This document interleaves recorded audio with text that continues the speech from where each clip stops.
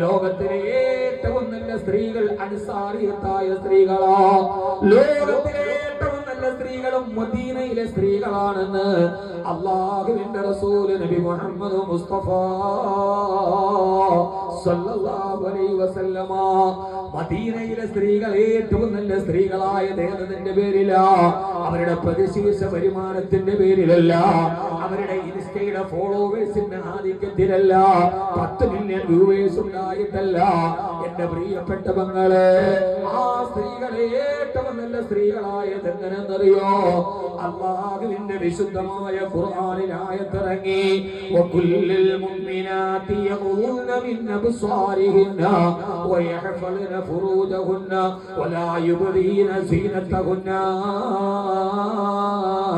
ഓ നബിയേ, വകുല്ലിൽ മുഅ്മിനാതി, സത്യവിശ്വാസിനികളായ സ്ത്രീകളോട് പറഞ്ഞു കൊടുക്ക് നബിയേ, യഖൂന മിൻ അബ്സാരിഹിന്ന, അവരുടെ കണ്ണുകളെ സൂക്ഷിക്കാൻ പറയും നബിയേ.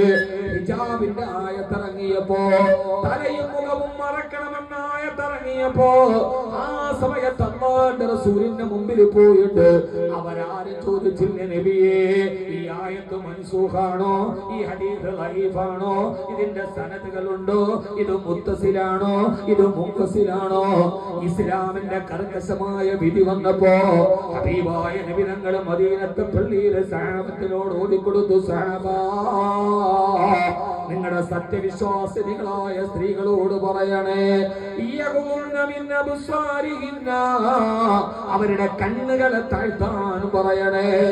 ആ സമയത്ത് അൻസാരികളായ സ്ത്രീകള് അവര് പുതച്ചു വെച്ചിരിക്കുന്ന പുതപ്പുണ്ടല്ലോ, തണുപ്പുള്ള മദീനയില് പുതയ്ക്കാൻ ഉപയോഗിച്ച പുതപ്പ് കീറിയിട്ട് അവര് ടൈലറില്ലെന്ന് പറഞ്ഞില്ല, അത് തയ്ച്ചു കിട്ടിയില്ലെന്ന് പറഞ്ഞില്ല, റമളാനാകട്ടെ എന്ന് പറഞ്ഞില്ല.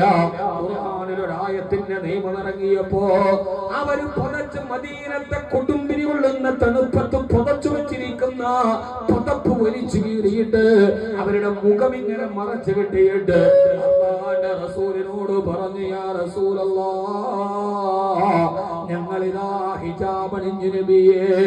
ആ സമയത്താണ് അല്ലാഹുവിന്റെ റസൂല് പറഞ്ഞത്, തലമറക്കണമെന്ന ആയത്തിറങ്ങിയപ്പോ, ഹിജാബിന്റെ ആയത്തിറങ്ങിയപ്പോ, ടൈലറില്ല, കട തുറന്നില്ല, സമയമായില്ല, യാതൊരുവിധ പ്രതിഫലങ്ങളില്ല, കിടക്കുന്ന പുതപ്പ് പുതത്ത് കീറിയിട്ട് തലമറച്ച മുഖം മറച്ച മദീനത്തെ സ്ത്രീകളാണ്.